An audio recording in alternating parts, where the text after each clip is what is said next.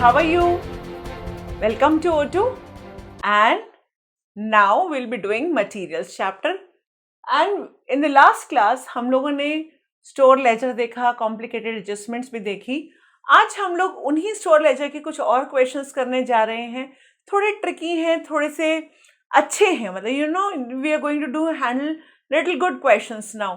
सो अभी पिछली क्लास में हम लोगों ने मेनली एडजस्टमेंट वाला क्वेश्चन किया था, और अब हम लोग क्या करने जा रहे हैं, थोड़ा सा ट्रिकी क्वेश्चंस करने जा रहे हैं. So we are on to question 15. हम एडजस्टमेंट्स ऑलरेडी, सारे कॉन्सेप्ट्स ऑलरेडी पढ़ चुके हैं, सारे चीजें कर चुके हैं. सो इसलिए आज हमने क्या करना है, सिर्फ क्वेश्चंस ट्राई करने हैं. सो 2 क्वेश्चंस करने के बाद फिर हम लोग नया कॉन्सेप्ट सीखेंगे. तो आइए बेटा, question number 15. The following details apply to an annual budget for a manufacturing company. Working days are 65 days, 60 days, 55 and 60 days in the different quarters. Production unit per working day is also given. The raw material purchase percentage by weight of annual total are given, right? The budgeted purchase prices are given. The quantity of raw material per unit production is 2 kgs. The quantity of raw material per unit production is 2 kgs. Then opening stock of raw material is 4000 kgs, cost is 4000. The budgeted closing stock of raw material is 2000 kgs. And the issues are priced on FIFO basis. Calculate the following budgeted figures. 1. Quarterly and annual purchase of raw material by weight and value. Number 2. The closing quarterly stock by weight and value.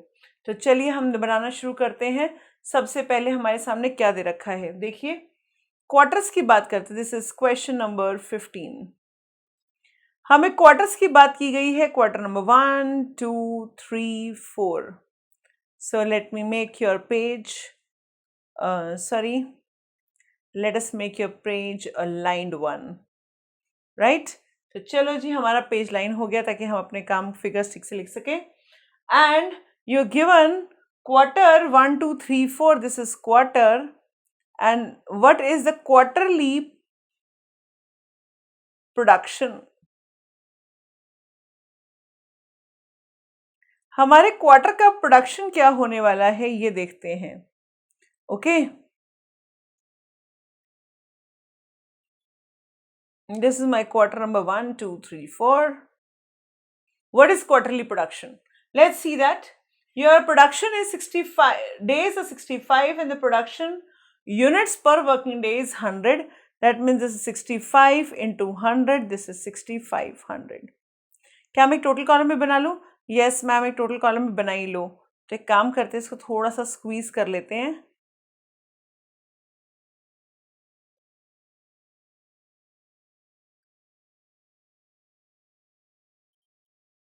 Okay, so I am also preparing a total column, क्योंकि yearly total भी निकाल देना चाहिए, नहीं तो बाद में दिक्कत होएगा. So I am going on to the total column also. Okay, 65 into 100. Then per 60 days are there, or per day production है 110. That means it's 6600. Now 55 days are there, but production बढ़ गई है 120 units per month per day. That means 6600 again. And 60 days है और अभी efficiency थोड़ी कम है, that is 105 units produced. तो कितना हुआ, 60 into 105 is equal to 6300. The 6300, right? So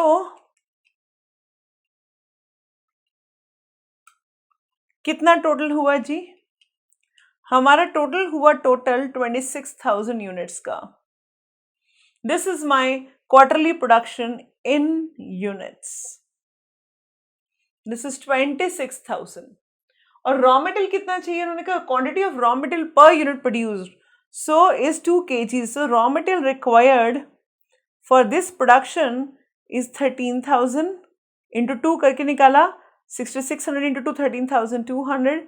6600 into 13,200 and 6300 into 2 is 12,600. Total is 52,000. Okay, तो ये हमारा रॉ मटेरियल यूसेज आ गया. अब मेरे पास ओपनिंग स्टॉक और क्लोजिंग स्टॉक है. सो क्यों मैं परचेज निकाल सकती हूँ? Yes ma'am, opening raw material plus units purchased is equal to usage plus closing stock, कितना ओपनिंग में था, कितना परचेज किया, उसमें से कितना यूज हो गया और कितना क्लोजिंग में है।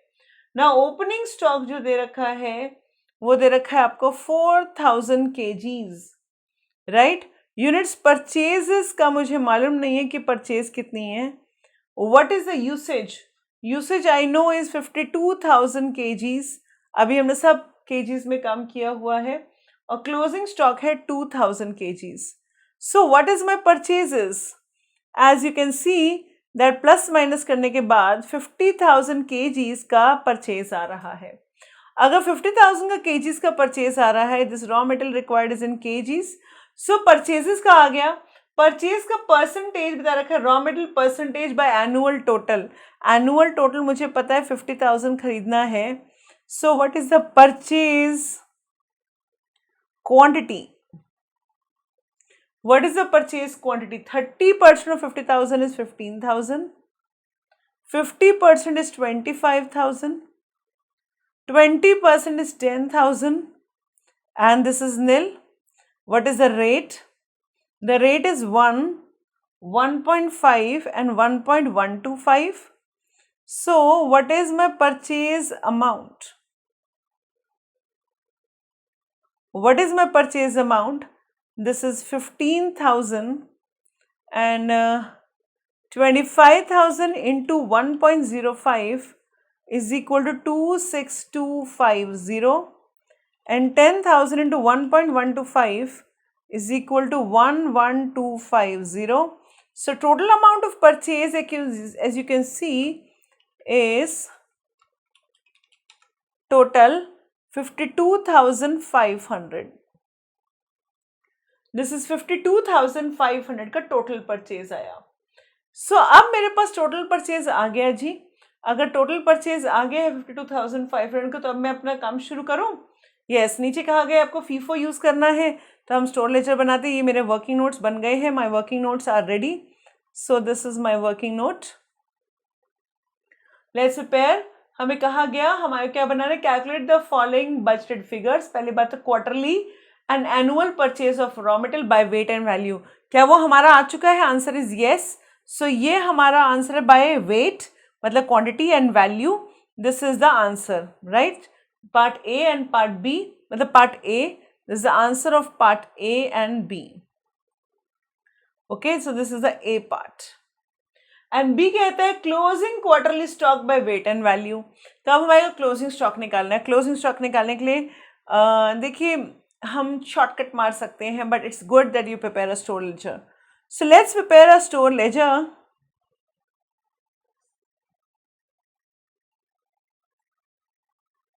Date, particulars, receipt, issue and balance.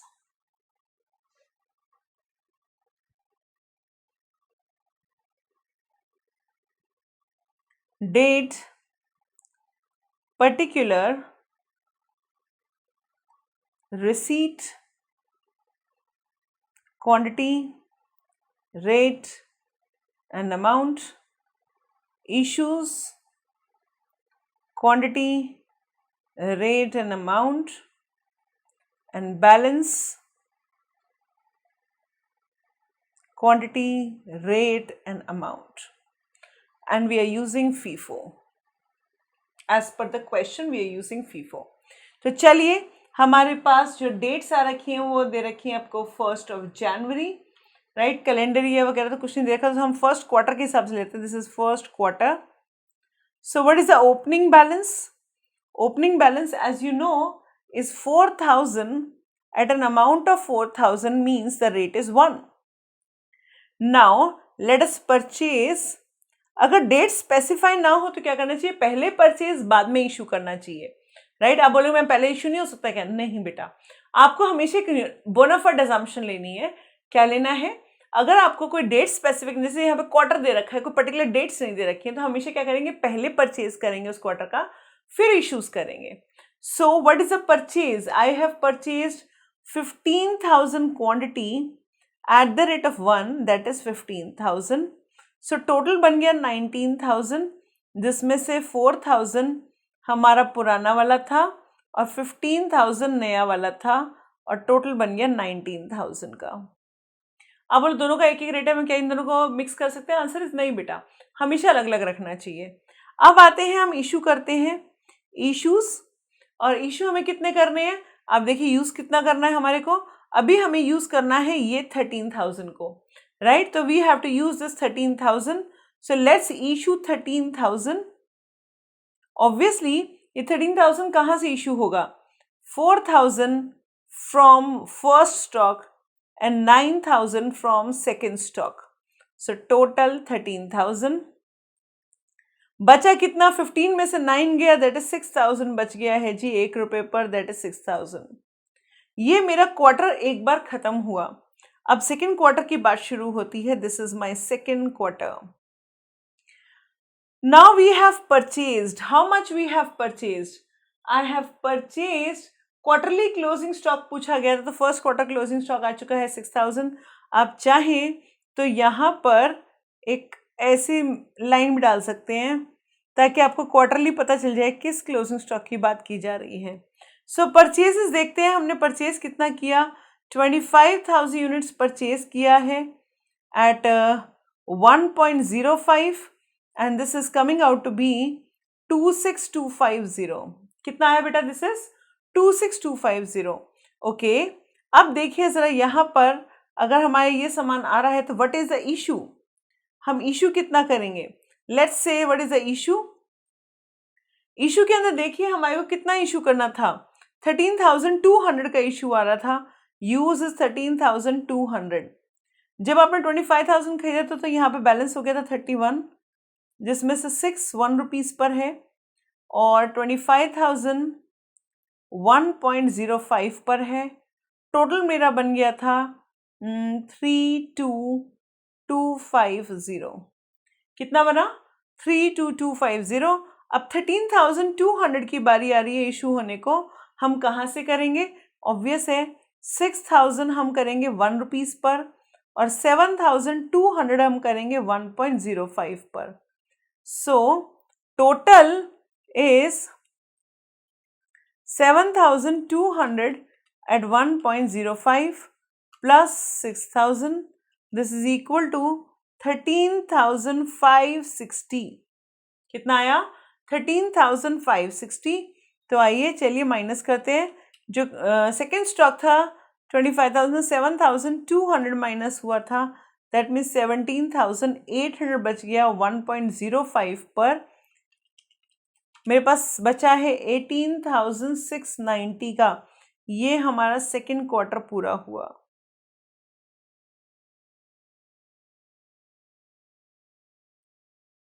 Next this the third quarter. What is my purchases? My purchase was 10,000 units at 1.25, that is 11250। सो अब इस चीज़ों को हम यहाँ डालते हैं। I have purchase 10,000 units at 1.125, that is 11250।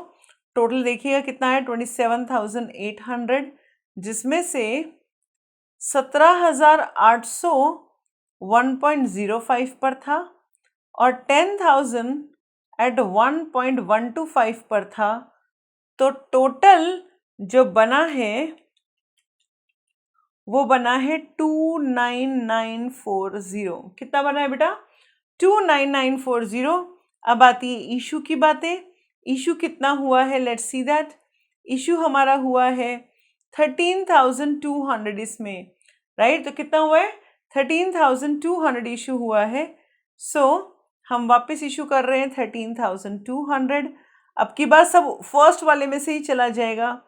तो 13,200 into 1.05 is 13,860। 13,860 आया। अब जो बच गया हमारे पास कितना बचा? This is coming out to 14,600, जिसमें से 4,600 are at 1.05 and 10,000 is at 1.125। Total is 16080. 16080 ये बन गया जी, रेडी। तो चलिए हमारा थर्ड क्वार्टर भी आ चुका है, खत्म। Okay, and now comes fourth quarter, and fourth quarter में परचेज कुछ नहीं, सीधा इशू है। What is the issue quantity? देखो यूज कितना हुआ है हमारा जी, 12,600 यूज हुआ है। कितना यूज हुआ है? 12,600 यूज हुआ है। सो अगर 12,600 यूज हुआ है तो मैं वापस आ गई हूँ 12,600, इसमें से 4,600 is at 1.05 and 8,000 is at 1.125 और यहाँ पे बच गया 2,000 units at 1.125. Let's calculate 4,600 into 1.05. This is equal to 4,830 and 8,000 into 1.125.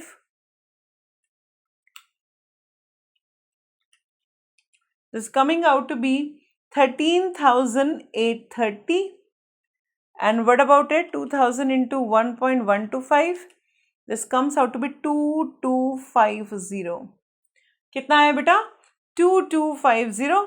So हमने क्या किया जी, बहुत सिंपल है, हमारा स्टोर लेजर तैयार हो गया। ये रहा जी मेरा स्टोर लेजर। हाँ जी, तो मेरा स्टोर लेजर रेडी है, आप सबको पता है, हमने अपना स्टोर लेजर निकाल लिया था, स्टोर लेजर खत्म। जब भी इस तरह का आंसर हो, टू अवॉइड एनी कंट्रोवर्सी, हमेशा लास्ट में आंसर लिख लेना चाहिए, राइट। वो बार बार बोल रहा है वेट एंड वैल्यू, राइट। क्या क्या चाहिए उसको? Quarterly purchase and annual purchase चाहिए। तो पहले हमने निकाला एनुअल परचेज, ये हमने निकाला था 50,000 kgs एंड टोटल वैल्यू कितनी आई थी परचेज की? The total value of the purchase was 52,500. This is rupees 52,500, right. And quarterly purchase, although मैं निकाल चुकी हूँ ये चीज़, बट फिर भी क्वेश्चन में बोला है तो थोड़ा सेटिस्फेक्शन के लिए 3-4 सेकेंड आप एक्स्ट्रा लगा सकते हैं, अनलेस कि you're running out of time तो बात अलग होती है। सो 25,000 kgs आपने फर्स्ट टाइम परचेज किया है और फर्स्ट क्वार्टर में परचेज किया था, नहीं सॉरी 15,000 परचेज किया था। This is 15,000 kgs, then 25,000 kgs and then 10,000 kgs.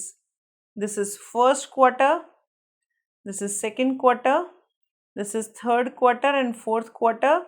It was 0. So and what was the amount? 15,000 जो खरीदा था वो 1 रुपीज़ पे ही खरीदा था। This is 15,000 और ये था 11,250 अभी भी निकाला था और इसका परचेज था 26,250। ये मेरा आंसर आ गया ए पार्ट। अब आता है answer B part. Answer B part बोलता है closing stock by weight and value. So first quarter, second quarter, third quarter and fourth quarter, right. तो चलिए आइए, first quarter was 6,000 units and the value was again 6,000. What about second quarter? देखिए second quarter में कितना था? 17,800 और इसकी value थी 18,619.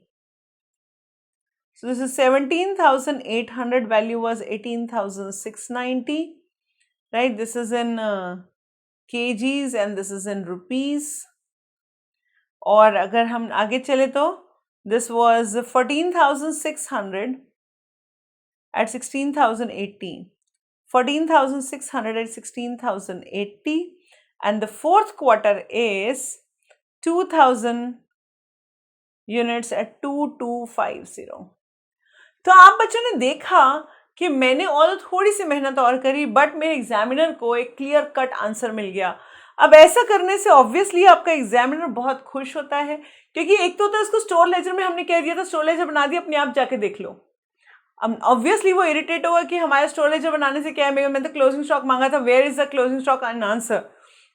nowhere it is given, so you're just telling him okay you go to close store ledger and find out on your own. But अभी हमने क्या किया, सब कुछ उसको प्रॉपरली लिख के दे दिया कि ये आपका आंसर है, आपने ऐसे ऐसे मांगा था, हमने हर चीज आपको एज पर योर रिक्वायरमेंट पूरी करी. तो जब वो आप उनकी रिक्वायरमेंट पूरी कर रहे हैं तो ऑब्वियसली वो भी आपके मार्क्स की रिक्वायरमेंट पूरी करेंगे. तो चलिए बेटा अभी हम शुरू कर रहे हैं next question, that is question number 16. Question number 16. The following summary of information is available for the month of June 95. आपको सेल्स दी हुई है, आपको एडमिनिस्ट्रेटिव कॉस्ट दिया हुआ है, आपको ओपनिंग स्टॉक परचेजेस दिया हुआ है, 1 जून और 30 जून का क्लोजिंग स्टॉक दिया हुआ है. कंप्यूट द फॉलोइंग डेटा, और जो आपको देना है वो अगेन फीफो से यूज करना है. कैसे यूज करना है? फीफो. वैसे क्वेश्चन में फीफो लीफो दोनों लिखा हुआ है, आप चाहो तो लीफो से घर पे आराम से कर लेना. और आपको कहा गया है कि they compute the value of data at FIFO method on the inventory costing. And दूसरा हमें कहा गया तो क्लोजिंग, मतलब पहला क्या निकालना है हमारे को, ये डेटा निकालना है. पहले तो वैल्यू ऑफ इन्वेंट्री ऑन 30 जून मतलब क्लोजिंग स्टॉक निकालना है. देन दूसरा cost of goods sold for June, and तीसरा प्रॉफिट लॉस फॉर जून. तो चलिए हमें क्या क्या कहा गया है, मुझे मालूम है प्रॉफिट लॉस कैसे निकलेगा. सेल्स दी हुई है 9,45,000. Right, this is my D answer. इसको अभी हम सी आंसर है, ये आपका सी पूछ रहा है सेल्स. और सेल्स में से cost of good sold minus होगा, जो कि मुझे अभी पता नहीं है, तो जीपी आएगा. जीपी में से एडमिनिस्ट्रेटिव एक्सपेंसेस माइनस होंगे. क्या दे रखे हैं? Administrative cost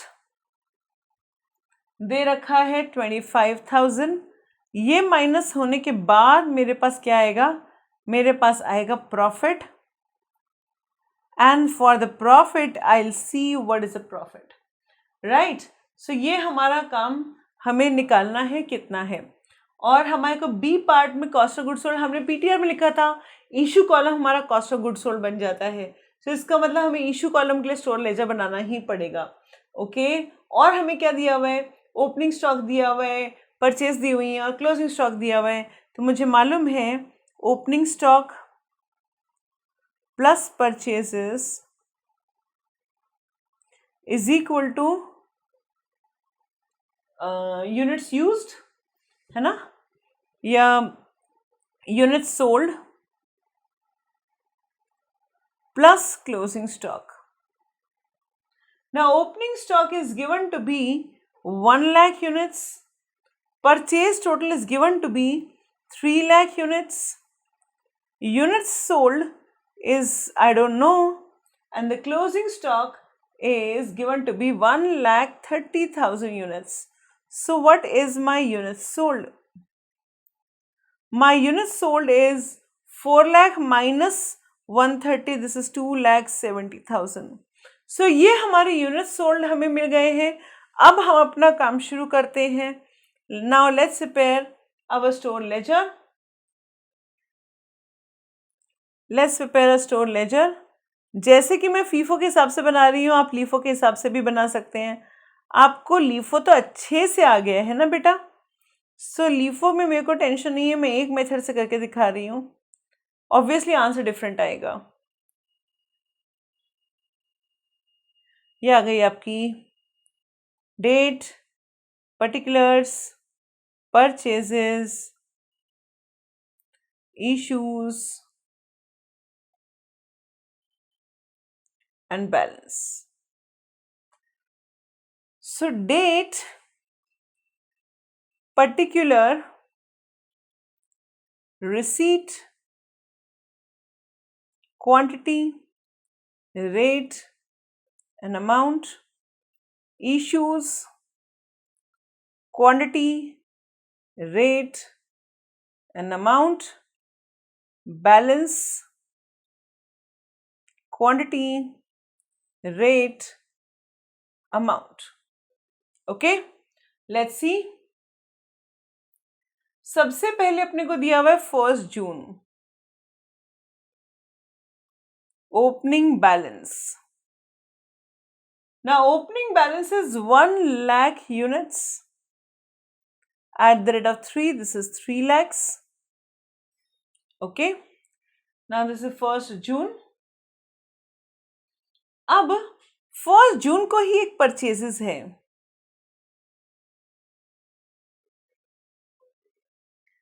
this is 2 lakh units at 2.85. Now 2 lakh at 2.85, it's come out to be 5,70,000. Okay, it comes out to be 5,70,000. And so my total quantity is 3 lakh, where 1 lakh is at the rate of 3, where 2 lakh is at the rate of 2.85. Total मिलाकर 8,70,000 का stock हो चुका है। ये हुआ मेरा total stock. अब सवाल ये उठता है कि मैम क्या मैं 30 जून का परचेज करूं कि पहले इशू करूं? देखो, जब डेट्स वगैरह ना दे रखी हूं तब तो हम क्या करते हैं, पहले पूरा परचेज करते फिर इशू करते हैं। बट अभी हमारे को मिड ऑफ द टाइम, मतलब पूरे मंथ में इशू मानना पड़ेगा। हम ऐसा नहीं कर सकते कि हम सीधा 30 तारीख के बाद में। जैसे एक छोटा सा एग्जाम्पल देती हूँ। सपोज आपके पास 2 टॉफीज थी शुरू में, मंथ के शुरू में 2 टॉफीज थी, and you purchased 50 toffees, okay, और उसमें से अभी 5 टॉफीज बची हुई हैं, तो आपने कितनी खाई बताओ? देखो, 2 पहले थी और 50 आपने परचेज करी और 5 बची हुई, इसका मतलब आपने 47 टॉफीज खाई हैं। अब मैं क्या मानूं कि आपने 1 तारीख को 47 टॉफीज खाई हैं, कि 15 तारीख को 47 टॉफीज खाई हैं, कि 30th को खाई है 47 टॉफीज, की during the month? Obviously during the month 47 toffees या 47 चॉकलेट्स एक दिन में खा के मरना है क्या? Right. So as a result हमने क्या किया है, हम क्या मान रहे हैं कि वो 47 ड्यूरिंग द मंथ। अब 47 ड्यूरिंग द मंथ का मतलब क्या है? Average 1.5 toffee daily. So that is something very nominal, you know. बिल्कुल ऐसे ही जो भी इशू हम मानेंगे वो 1 to 30th जून के बीच में मानेंगे। कब मानेंगे बेटा? 1 से लेके 30 जून तक के बीच में।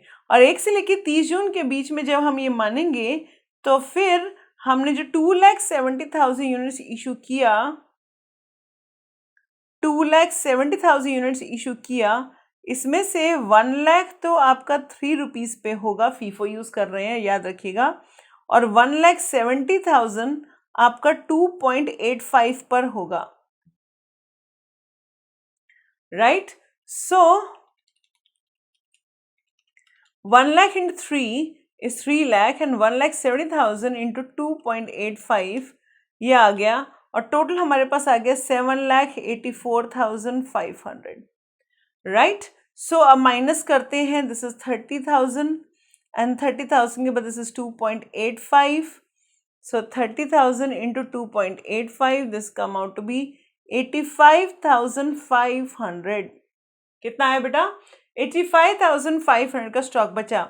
अब 30th जून को उन्होंने और परचेजेस की हैं, they have purchased more things. How much they are purchasing? It is 1 lakh units at 3.03, this comes out 3,03,000। So total कितना हुआ? 1,30,000 हुआ, जिसमें से कि 30,000 2.85 पर है और 1 लाख 3.03 पर है। सो टोटल हमारे पास जो आएगा, this is 3,88,500। That's my closing stock. This is how much? This is 3,88,500। ये मेरा क्लोजिंग स्टॉक आ रहा है, राइट। सो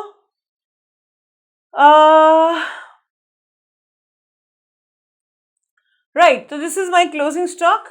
अब लो जी, हमें क्या क्या करना था तो देख लेते हैं एक बार।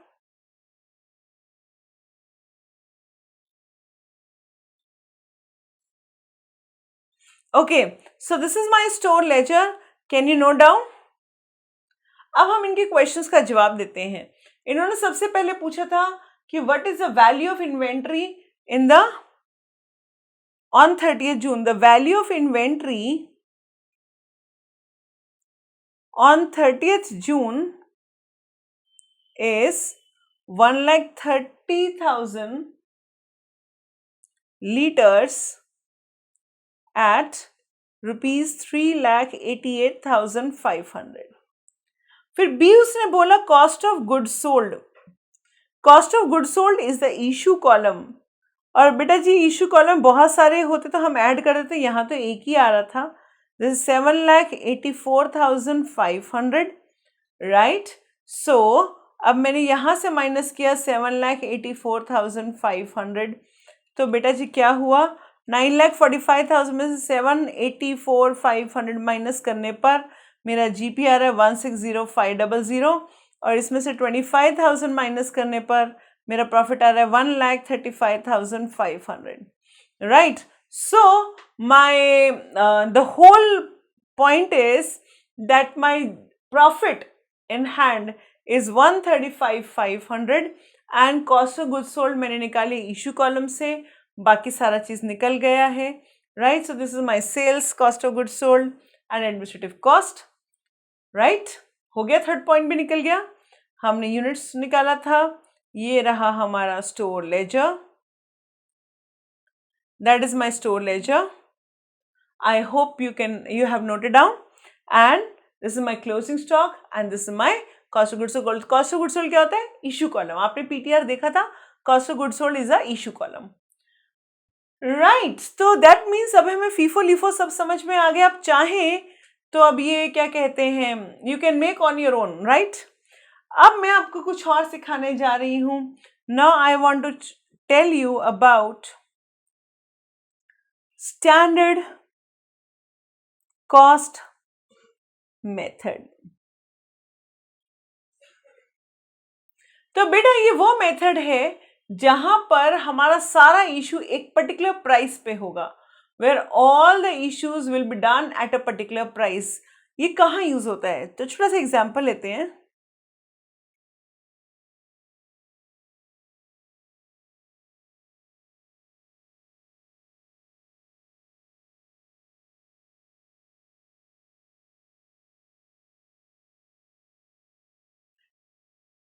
So these are my red tomatoes, right? So these are my red tomatoes.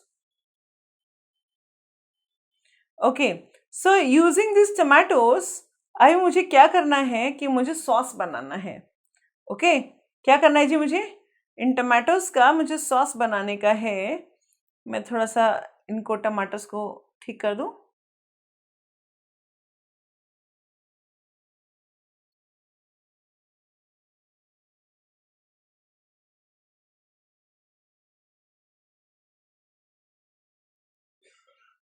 Okay, so what they'll be making is they are making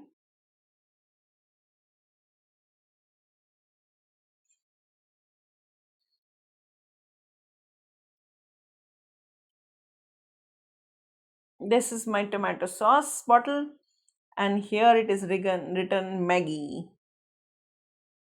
Okay, this is the bottle. Okay, so and this is also red.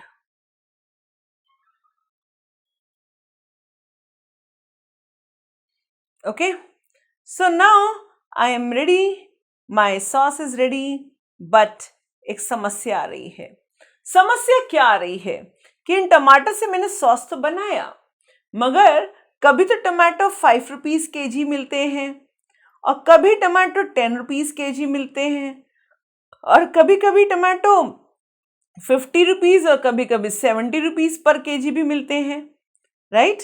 So the rate is sometimes 5 rupee kg और 10 rupees और 70 rupees also. इतना fluctuation है tomatoes के rate में, but bottle हमारे को 100 rupees की ही देनी पड़ती है, मतलब 1 litre bottle for 100 rupees. Now how is it possible कि अगर 5 रुपए का टमाटर है तो मैं 100 रुपीज की बेचूं, जब 70 रुपए kg का टमाटर है तब भी मैं 100 रुपीज की मेंटेन करूं। How is it possible? So ये मेथड कहता है जी आपका जो टमाटर है ये रेट फ्लक्चुएट करेगा ही करेगा, आप उनको ठीक नहीं कर सकते। तो आप क्या करेंगे, जो भी प्राइस आ रहा है उससे कोई मतलब नहीं है, हम यहाँ पर एक स्टैंडर्ड कॉस्ट पर सामान इशू करेंगे। सपोज हम कहते हैं 20 रुपीज पर kg के रेट पर टमाटोज फैक्ट्री को इशू किए गए। सो परचेज डिपार्टमेंट कभी कम खरीदेगा, कभी ज्यादा खरीदेगा, कभी ज्यादा रेट पे खरीदेगा, कभी कम रेट पे खरीदेगा, बट अल्टीमेटली वो फैक्ट्री को जो टोमेटो इशू करेगा वो that will be issued at only a standard cost. ये स्टैंडर्ड कॉस्ट कौन डिसाइड करता है? ये मैनेजमेंट डिसाइड करती है।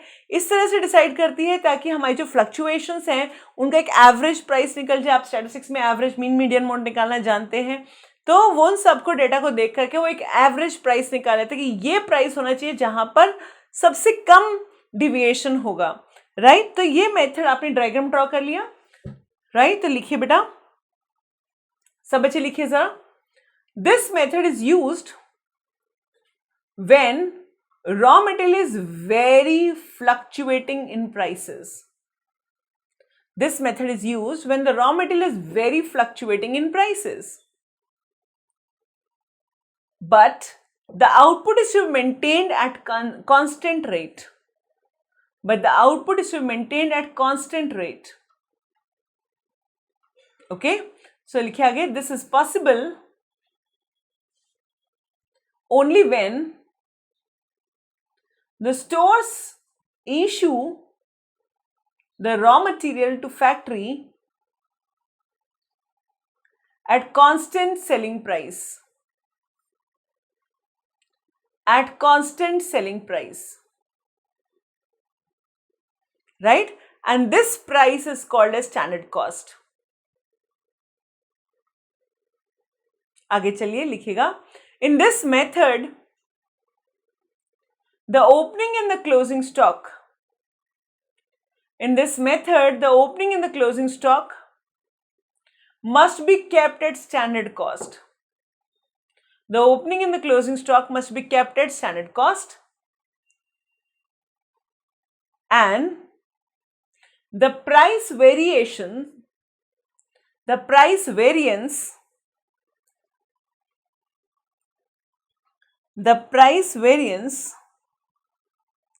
is closing stock as per store ledger minus closing stock at standard price.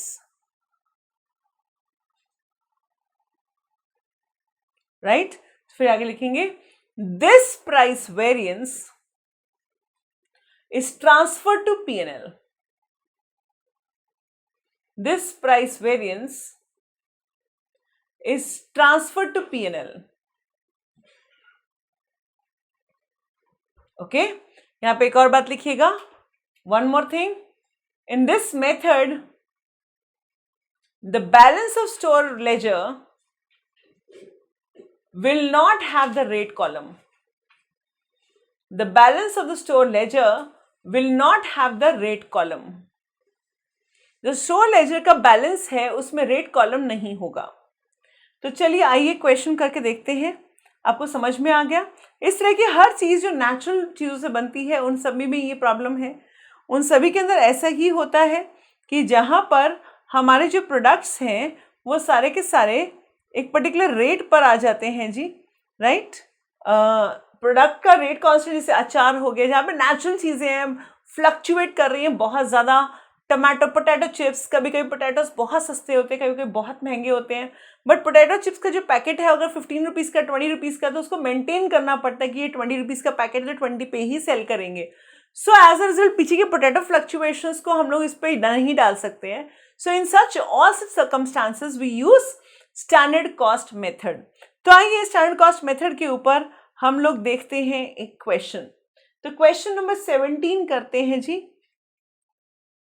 Question number 17, और क्वेश्चन नंबर 17 क्या कहता है? मैं बना रही हूं एक store laser with the standard price method.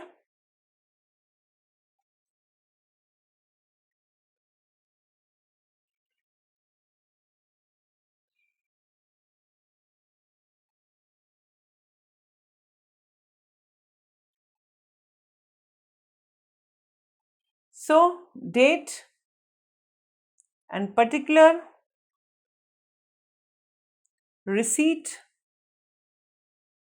quantity, rate and amount,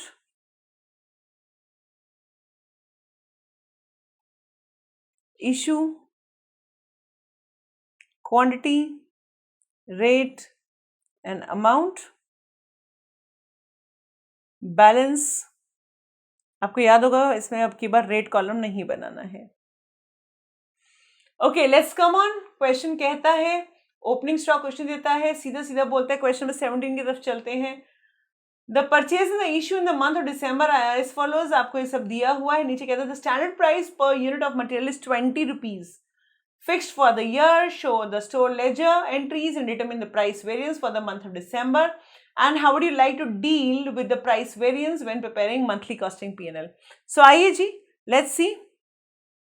सबसे पहले डेट तो नहीं है, so I don't require the date column. Rather, dates are not given, so it's better we're not preparing the date column. So ये सब मैंने हटा दिया है और थोड़ा सा इसको बड़ा कर लेते हैं क्योंकि मेरे पास स्पेस बच गया है।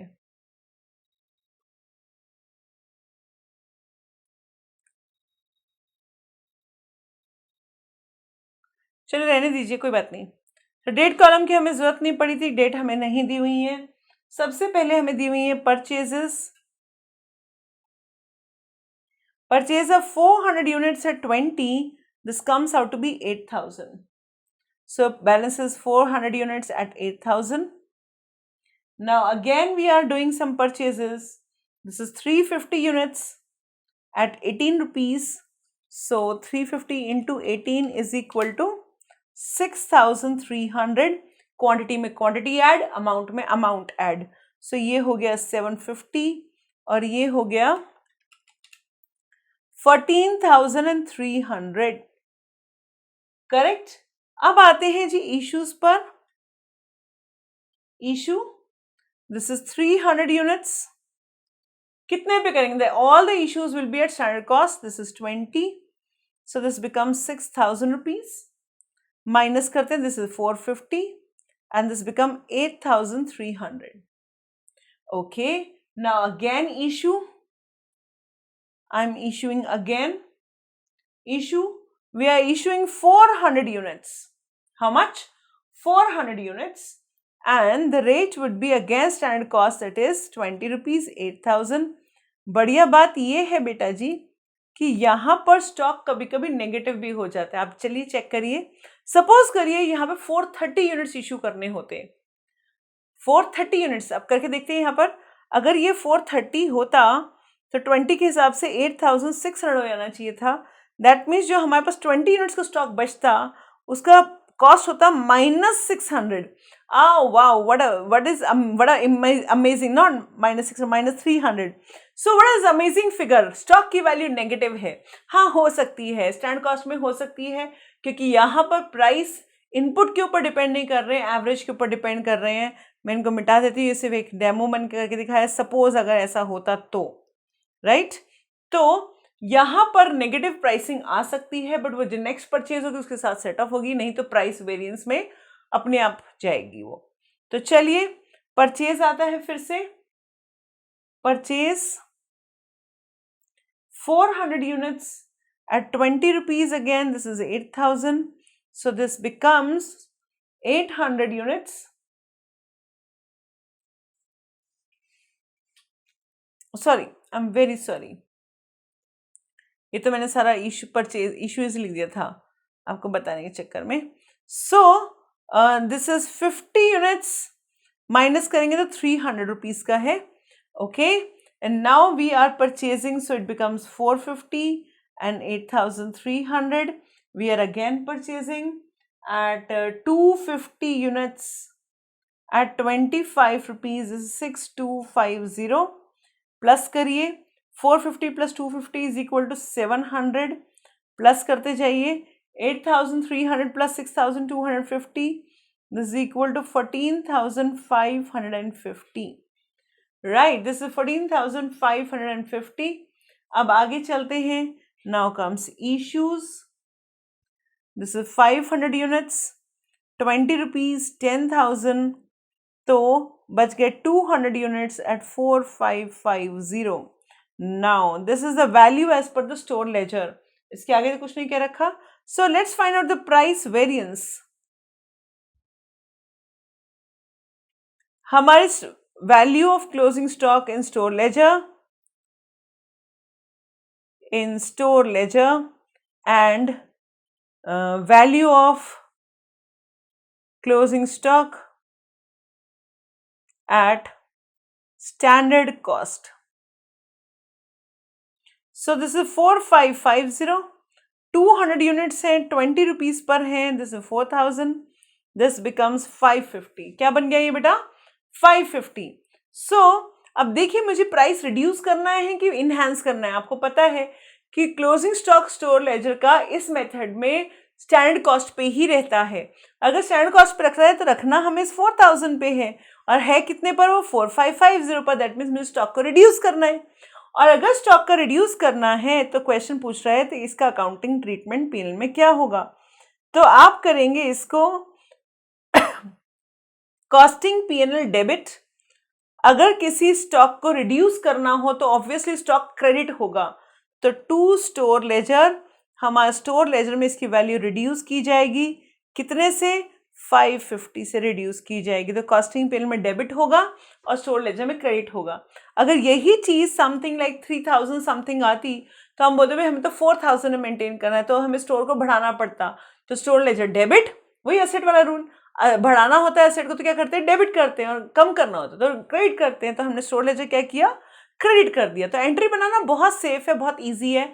आपको कोई रेक्टिफिकेशन की जरूरत नहीं है. आपने सिर्फ ये देखना है कि स्टोर की वैल्यू, स्टोर लेजर का जो क्लोजिंग स्टॉक आ रहा है उसको इंक्रीज करना है कि डिक्रीज करना है. अगर इंक्रीज करना होगा तो डेबिट होगा, और डिक्रीज करना होगा तो क्रेडिट होगा. Are you comfortable with this? Yes ma'am. तो चलिए आज हम लोगों ने अपना ये सारा सीख लिया. दैट इज स्टोर लेजर वगैरह, how to value, where to value, and how can we handle various things. तो हमने सारा काम कर लिया बच्चे. अब हम अगली क्लास से मिलते हैं. Bye for now. अभी का सारा काम होमवर्क करके रखिएगा. जितना भी पीछे फीफो लिफो क्वेश्चन है आपने सभी कुछ कंप्लीट करने का है. And now we will be doing our next class very typical problems of last phase of material chapter. So see you in the next class. Bye bye.